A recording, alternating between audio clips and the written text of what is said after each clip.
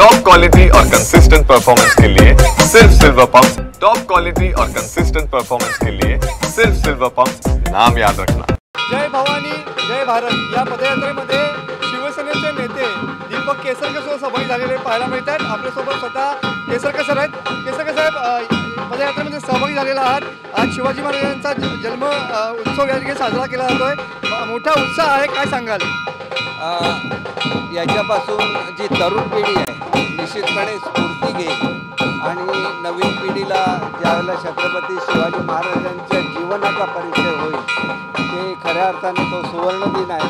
आणि हा दिवस आम्हाला पंतप्रधान मोदींच्यामुळे बघता आला। आदरणीय मोदी साहेबांनी छत्रपती शिवाजी महाराजांच्या जीवनामधली जी त्यांची वैशिष्ट्य आहेत ही संपूर्ण भारतासमोर नेली।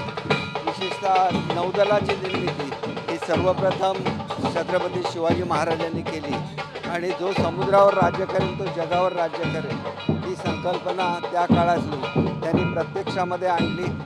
या ठिकाणी त्यांचं जे नेव्हल हेडक्वार्टर होतं, ज्या ठिकाणी त्यांच्या बोटी बांधल्या जायच्या ते विजयदुर्गला होतं आणि सिंधुदुर्ग किल्ला हा स्वतः छत्रपती शिवाजी महाराजांनी बांधलेला आहे। त्याच्यामुळे त्यांच्या पराक्रमाची साक्ष असलेला सिंधुदुर्ग जिल्हा या मालवण शहरामध्ये तिथे ही पदयात्रा निघते। निश्चितपणे आज संपूर्ण सिंधुदुर्ग जिल्हावासियांना याचा अभिमान वाटेल असे मला या ठिकाणी राजकोट किल्ल्यावरचा शिवाजी महाराजांचा छत्रपती शिवाजी महाराजांचा पुतळा या ठिकाणी कोसळला, आता पुन्हा याची पायाभरणी होते आहे। आज त्याचा संकल्प रचला जातोय, काय सांगाल?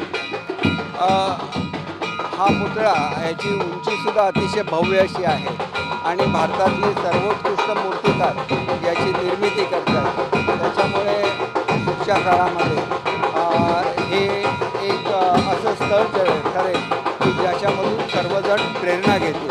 कारण याच्या समोर सिंधुदुर्ग किल्ला आहे आणि समोर अतिशय भव्य असा छत्रपती शिवाजी महाराजांचा पुतळा हा उभा राहतो। पुतळा पडल्यानंतर ज्या पद्धतीने राजकारण झालं, आज खऱ्या अर्थाने त्याला उत्तर मिळेल? निश्चितपणे मिळेल। एका विक्रमी कालावधीमध्ये या पुतळ्याची निर्मिती झाली आणि उभारली जाते आणि हे खऱ्या अर्थाने महाराष्ट्राला भूषणावं असं काम ठरेल याची मला खात्री आहे। काय वाटतं या पद्धतीनं हा पुतळा सध्या उभा राहतोय, काय वैशिष्ट्य असेल याचं या सगळ्या गोष्टीमधून? याची उंची जवळजवळ 65 फूट उंची आहे आणि श्री राम सुतार जे भारतातील सर्वोत्कृष्ट मूर्तिकार समजले जातात त्यांनी सरदार वल्लभभाई पटेलांच्या मूर्तीची निर्मिती केली। जे आता त्या ठिकाणी बाबासाहेब आंबेडकरांचं जे स्मारक होतं त्याच्या पुतळ्याची निर्मितीसुद्धा सुतार साहेबांच्या हस्ते होते आणि आमच्या जिल्ह्यातल्या छत्रपती शिवाजी महाराजांच्या प्रेरणादायी अशा पुतळ्याची निर्मितीसुद्धा हेच मूर्तिकार करतायत याचा मला अभिमान। हे होते शिवसेनेचे नेते दीपक केसरकर साहेब। कॅमेरामॅन समीर गजनेसह मी मनोज डेले, TV9 मराठी, सिंधुदुर्ग।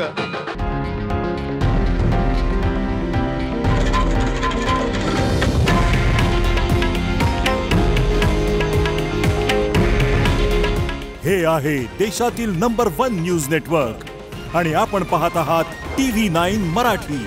काळजी तुमची, हित महाराष्ट्राचं।